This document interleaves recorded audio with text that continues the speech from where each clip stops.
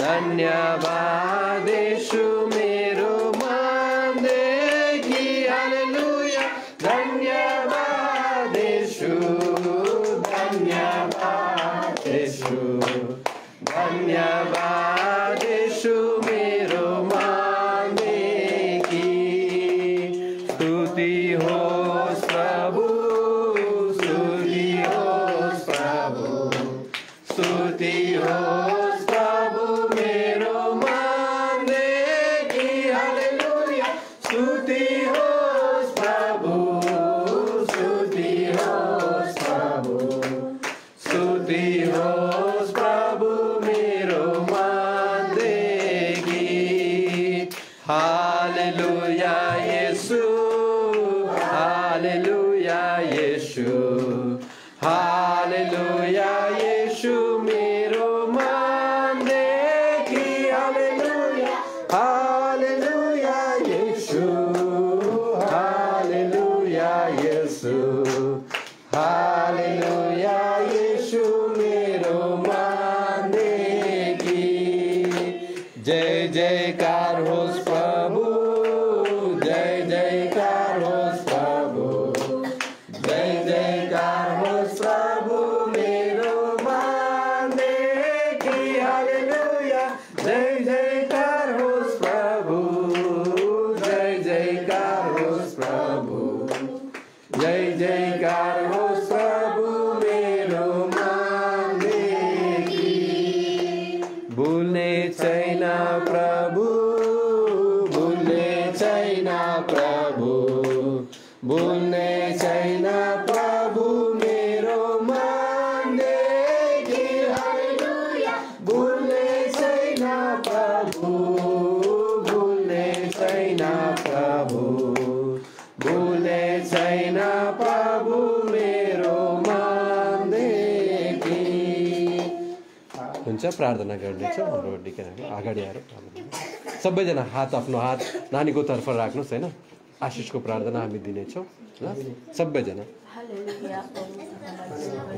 धन्यवाद दिँदैछ प्रभु छोरीले प्रभु तपाईँको हातमा राख्दैछ प्रभु सानो नानी छ प्रभु यो नानी ठुलो भएर प्रभु तपाईँको ठुलो ठुलो काम गर्ने तपाईँको आराधना गर्ने छोरी पाउनुहोस् उहाँको आमा बुवाको नाम रोशन गर्ने छोरी पाउनुहोस् परमेश्वर पिता सहायता गर्नुहोस् यीशु तपाईँको परमेश्वर आज तपाईँको चरणमा तपाईँलाई धन्यवाद छ परमेश्वर साँच्चै नै तपाईँको वचनमा भने अनुसार साँच्चै नै खाऊ पिउ जे पनि गर तर परमेश्वरको महिमा गर भनेर प्रभु आज तपाईँको वचनमा भन्नुभएको छ प्रभु यो समयमा साँच्चै नै प्रभु एउटा सानो नानीको बर्थडेमा भेला भइकन प्रभु तपाईँलाई महिमा प्रभु तपाईँलाई धन्यवाद दिँदछु परमेश्वर साँच्चै नै विशेष गरी प्रभु यो छोरीलाई तपाईँको हातमा राख्दछु पिता साँच्चै नै परमेश्वर वचनले गल्ती 6 को 24 25 26 27 पद अनुसार प्रभु आज यो छोरीमाथि परमेश्वर बुवा तपाईँले आशीष दिनुहोस् प्रभु तपाईँले रक्षा गर्नुहोस् पिता तपाईँलाई धन्यवाद यो छोरीमाथि प्रभु तपाईँको मुहारहरू चम्काउनुहोस् परमेश्वर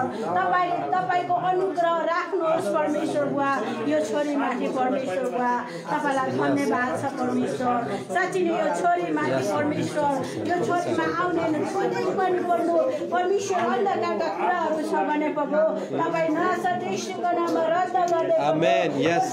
तपाईँको हातमा राख्दछु प्रभु आजसम्म परमेश्वर बुवा आज यो छोरीलाई आमाको गर्भमा परमेश्वर तपाईँले बस्नु भएको छ तपाईँले चुन्नु भएको छ पिता तपाईँलाई धन्यवाद छ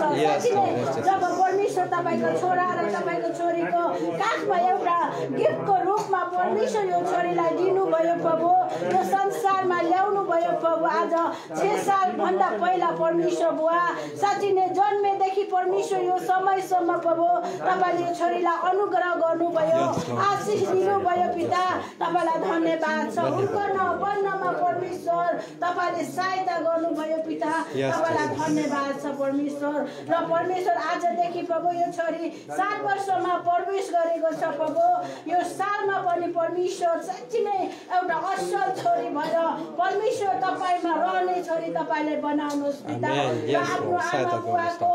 साँच्ची नै आज्ञा पालन गर्ने एउटा असल छोरी बन्न सकेको होस् परमेश्वर बुवा तपाईलाई धन्यवाद तपाईको डर भय मानेर प्रभु आज तपाई आमा बुवाको डर भय मानिकन परमेश्वर एउटा अनुशासनको छोरी भइकन हुर्कन सकेको होस् परमेश्वर बुवा तपाईलाई धन्यवाद छ परमेश्वर तपाईको आशिष यो छोरीमा बोल्दछ प्रभु पढाइ लेखाइमा परमेश्वर तपाईले ज्ञान बुद्धि दिनुहोस् तपाईलाई धन्यवाद छ परमेश्वर यो छोरीलाई कुनै पनि नराम्रो रोग बिमारले छुन नसकेको भने प्रभु तपाईको नाउँमा यसै गरी परमेश्वर हकार्दछौ छुटकारा बोल्दछौ पिता तपाईले सहायता गर्नुहोस् पिता तपाईलाई धन्यवाद छ परमेश्वर अब केक कटिङमा जानेछौ प्रभु जसरी यो केक कट गर्दछौ प्रभु यो खाँदाखेरि गुलियो मिठो हुँदछ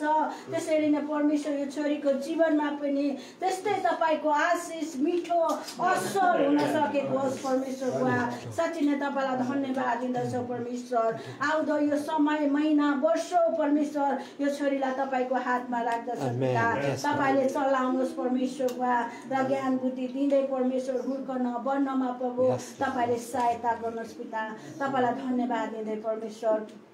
सबै कुराहरू प्रभु तपाईको चरणमा राख्दै यो छोटो बिन्ती माग्दछु पिता तपाईले सुन्न सक्ने गरान गर्नुहोस् आमेन हालेलुया हुन्छ हामी केक कट गर्नेछौँ अनि दाइ तपाईँ पनि आउनु दिदी तपाईँ पनि आउनु मासी दाइ आउनु यतापट्टि तपाईँ आउनु हुन्छ दिदी ओ ल ल नजिक आउनु दिदी तपाईँ पनि आउनु केक काट्न पनि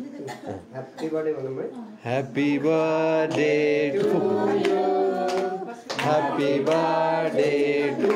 you oh happy birthday day to you may God bless you May God bless you.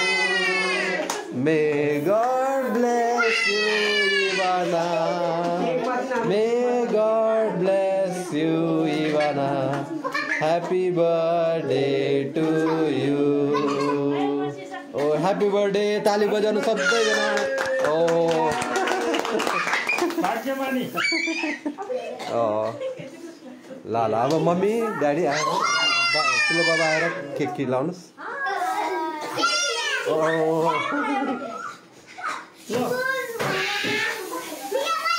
केकमा नहाल्नुहोस् नानीहरू केकमा नहाल्नु सरफ खाए जस्तो हुन्छ फेरि त्यो त सरफ हो नि त्यो त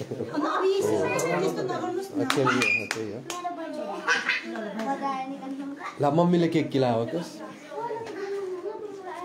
फोटो खिच्नुहोस् न एकजना कोही राम्रो